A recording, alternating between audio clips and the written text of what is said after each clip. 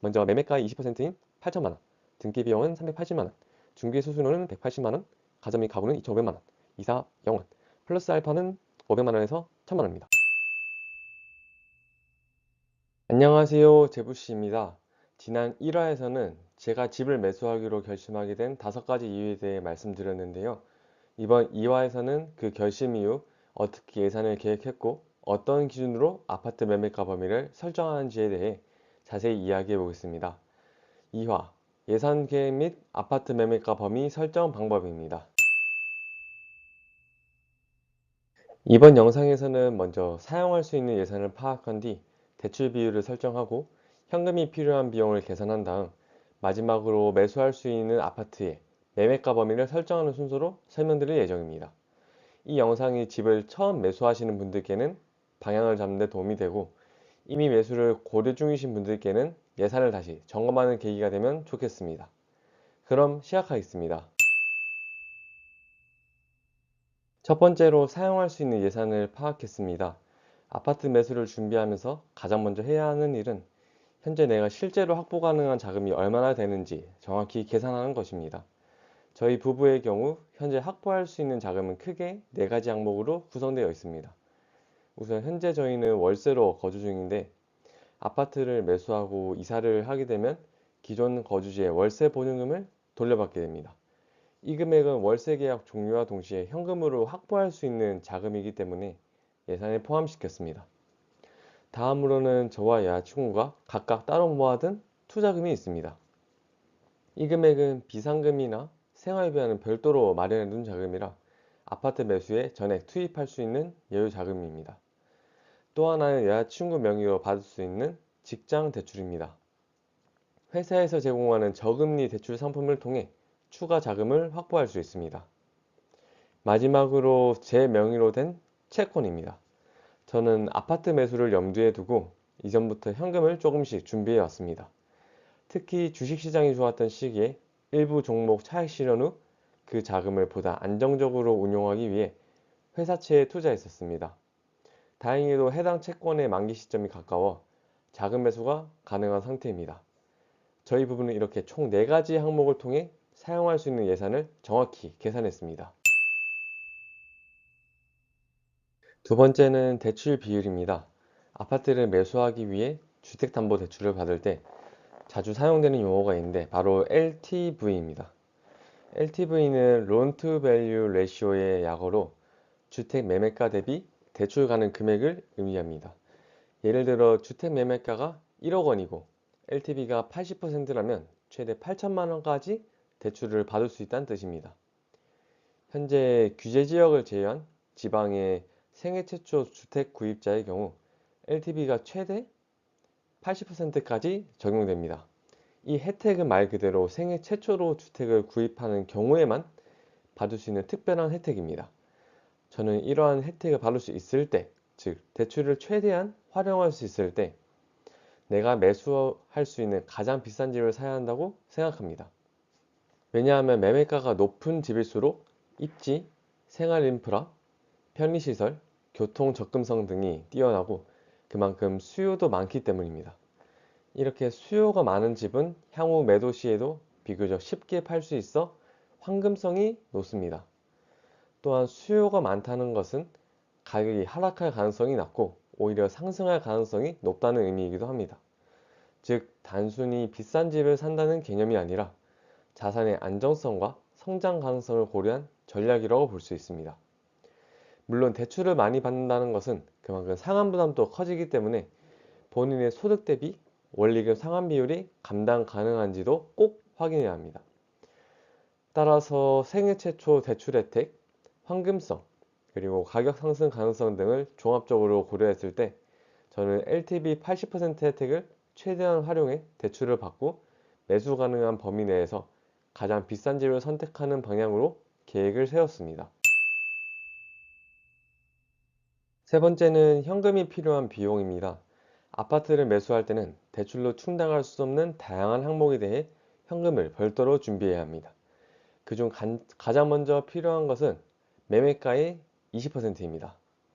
앞서 설명드린 LTV 기준에 따라 80%까지는 대출을 통해 부담할 수 있지만 나머지 20%는 반드시 본인의 자금으로 마련해야 합니다. 다음은 등기 비용입니다. 이 비용은 단순히 등기만 하는 것이 아니라 법적으로 소유권을 이전하고 관련 행정 절차를 마무리하는 데 필요한 모든 부대 비용을 의미합니다.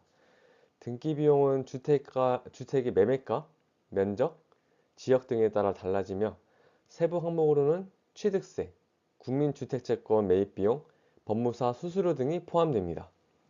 이처럼 항목이 다양하고 계산 방식도 복잡하기 때문에 저는 일일이 찾아보는 대신 부동산 계산기라는 사이트를 활용해 예상 비용을 간편하게 계산했습니다. 부동산 계산기 링크는 영상 아래 설명란에 첨부해 두었으니 참고해 주시고, 이어서 이 부동산 계산기를 통해 등기 비용을 어떻게 계산하는지 소개해 드리겠습니다. 현재 보시는 화면은 부동산 계산기 홈페이지로, 이때 제가 알고 싶은 것은 등기 비용에 대한 내용입니다. 이는 우측 상단에 있는 취득, 등기 비용을 클릭한 후 등기 비용을 클릭하면 해당 내용을 확인할 수 있습니다. 여기서 본인이 매수할 예정인 목적물의 종류, 지역, 면적, 보유주택수 등을 선택하게 됩니다. 저 같은 경우에는 주택, 광역시, 85제곱미터 이하, 1주택자, 생애 최초 구입을 선택했습니다. 여기서 잠깐 짚고 넘어가야 할 부분이 있는데, 현재 무주택자라고 하더라도 집을 매수하게 되면 곧바로 1주택자가 되기 때문에 계산 시에는 1주택자로 선택해야 합니다. 그 다음 단계에서는 거래 금액과 시가 표준액을 입력하게 됩니다. 예를 들어 매수하려는 아파트가 4억 원이라면 거래 금액에 4억 원을 입력합니다. 시가 표준액은 공시가격을 의미하는데, 통상적으로 매매가의 60에서 70% 수준으로 책정되는 경우가 많습니다. 이때 저는 보수적으로 계산하기 위해 시가 표준액을 매매가의 70%인 2.8억 원을 입력했습니다. 모든 항목을 선택 및 입력한 후 바로 밑에 있는 등기 비용 계산 버튼을 클릭하면 취득세, 채권 할인료, 보수액 소개, 공과금 소개 등 세부 항목이 정리된 결과가 나오고 총계가 약 380만 원 정도 되는 것을 확인할 수 있습니다. 다음은 중개 수수료를 계산해 보겠습니다. 중개 수수료는 아파트 매수할 때 반드시 발생하는 비용 중 하나로 부동산 중개업소에 지급하는 수수료를 의미합니다. 중개 수수료 역시 앞서 소개한 부동산 계산기 사이트를 활용하면 비용이 어느 정도 발생하는지 쉽게 확인할 수 있습니다. 똑같이 부동산 계산기 홈페이지에서 중개 수수료를 클릭합니다. 이후 계약 종류, 목적물의 종류를 선택합니다.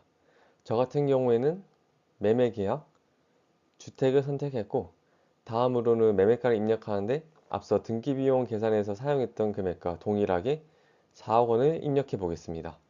이렇게 입력을 마친 뒤 중개보수 계산 버튼을 클릭하면 부가세 포함 중개 수수료가 약 180만 원 정도 되는 것을 확인할 수 있습니다. 다음은 가전 및 가구입니다. 저는 향후 어차피 집을 매수할 계획이 있었기 때문에 매물을 알아보기 전부터 미리 가전, 가구 매장에 방문해 견적을 받아 두었습니다.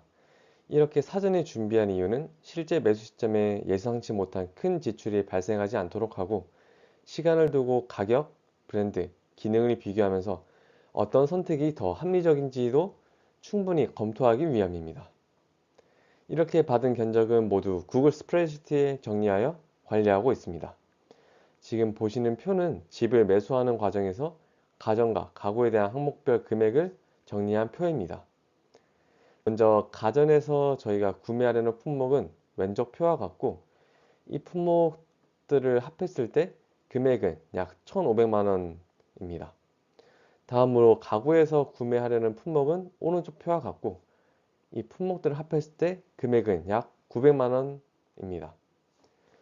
가전에 1,500만 원, 가구에 900만 원 합산하면 2,400만 원이지만 여기에 약간의 여유 비용을 추가해 2,500만 원 정도의 예산을 잡았습니다. 이후 나중에 변동이 있더라도 가능한 이 예산 범위 안에서 구매할 계획입니다. 다음은 이사입니다. 저는 개인적으로 타인이 제 물건을 만지는 것을 좋아하지 않고 이사 비용 절약을 위해 전문 이사업체를 부르는 대신 저와 여자친구가 직접 진행하기로 했습니다. 그리고 앞서 계산한 항목에서 누락된 비용이 있을 수 있고, 예상치 못한 지출이 발생할 가능성도 있기 때문에 이를 대비해 플러스 알파로 약 500만 원에서 1000만 원 정도 여유 자금을 준비해 두는 것이 좋겠다고 생각했습니다. 이제 앞에서 설명드린 현금이 필요한 비용에 대해 전체적으로 정리해 보겠습니다. 이때 계산한 금액들은 모두 앞에서 예시로 들었던 매매가 4억 원짜리 아파트를 기준으로 정리한 것입니다. 실제 매물에 따라 현금이 필요한 비용은 달라질 수 있지만 기본적인 구조를 이해하는 데 도움이 될 수 있습니다.